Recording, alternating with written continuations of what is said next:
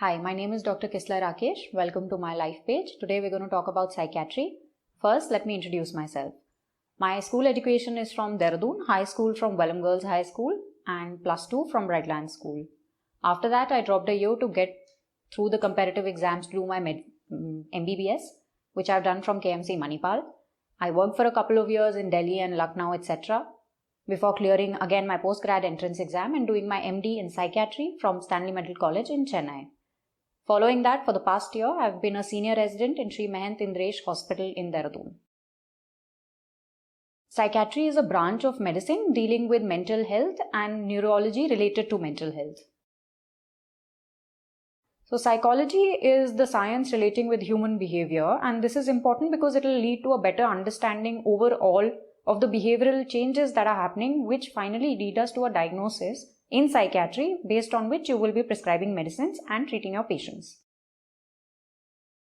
Most importantly, you need to have empathy. Now, empathy is different from sympathy. You don't need to be able to sympathize with the patient as much as you need to be able to empathize, which is walking in the patient's shoes. You need to know what they're going through to be able to understand what is happening in their brain so that you can make a proper diagnosis. First one is, of course, job satisfaction. It is extremely satisfying when you meet a patient in extreme distress and then you are able to help them get a good night's sleep and go back to their family knowing that they've met somebody who's going to help them through a difficult illness, which perhaps not many other people will understand and very few doctors themselves will understand. The first and most importantly are the misconceptions related to mental health, better known as the stigma of mental health. Nobody wants to be labeled as a mad person or going to a mad people's doctor, and so people do not seek mental health help.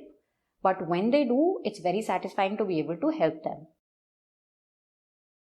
As a senior resident in a hospital, my day starts at 8 o'clock. I take my rounds, I teach the students, I fill in the lacuna in their work, then help the senior consultants take their rounds, which goes on till around 12:31.